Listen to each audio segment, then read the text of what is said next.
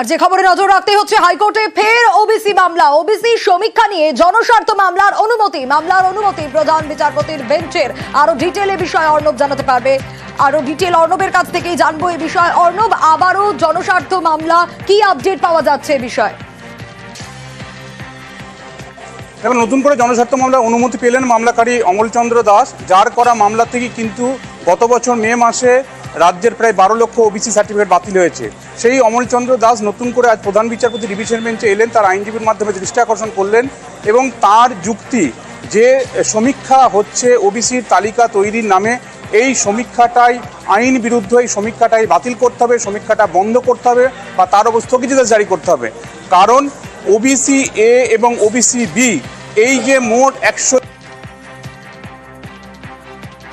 মধ্যে একটা অমিট হয়েছিল, অর্থাৎ মোট 113টা। এই 113টা যে সম্প্রদায় রয়েছে ওবিসি এ এবং বি এর তালিকা, সেটা হাইকোর্ট বাতিল করেছে। কিন্তু যে সমীক্ষা হচ্ছে সেই সমীক্ষা এই 113টা সম্প্রদায়ের উপরই নতুন করে আরেকটা সার্ভে হচ্ছে।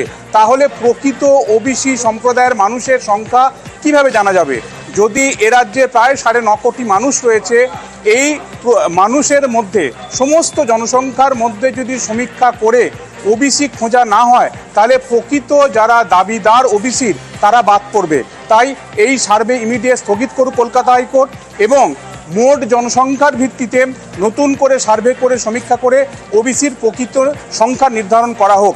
এবং এই মামলা দায়েরের অনুমতি দিয়েছে প্রধান বিচারপতি ডিভিশন বেঞ্চ এবং মামলা দায়েরের প্রক্রিয়া প্রায় সম্পূর্ণ, খুব শীঘ্রই মামলা শুনানির জন্য আসবে। কিন্তু অত্যন্ত গুরুত্বপূর্ণ যেটা, কয়েকদিন আগেই সুপ্রিম কোর্টে বিচারপতি গাভইয়ের বেঞ্চে যখন এই মামলা, যেটা এর আগের মামলা ছিল, যেটা রাজ্য সরকার, এক্ষেত্রে রাজ্য সরকার নয়, রাজ্যের ওবিসি যে ডিপার্টমেন্ট রয়েছে তারা আপিল করেছিল, সেই আপিলে তারা কিন্তু 3 মাস সময় সুপ্রিম কোর্টের কাছ থেকে নিয়েছে এই সমীক্ষাটাকে কন্টিনিউ করার জন্য। অর্থাৎ ওবিসির যে তালিকা, সেই তালিকা নিয়ে নতুন করে তালিকা প্রস্তুত করা যায় কিভাবে, তারই একটা সমীক্ষার কাজ তার জন্য সময় নিয়েছে। এখন এই মামলাকারী কিন্তু এই মামলার ভবিষ্যৎ কি তা নিয়েও কিন্তু একটা সংশয় তৈরি হয়েছে। তবে এই সমীক্ষাটা একেবারে ব্যাড-ইন ল, অর্থাৎ আইন বিরুদ্ধ কাজ হচ্ছে বলে জনস্বার্থ মামলা অনুমতি দেওয়া হয়েছে। আগামী সপ্তাহে হয়তো এই মামলা শুনানির জন্য এলেও আসতে পারে।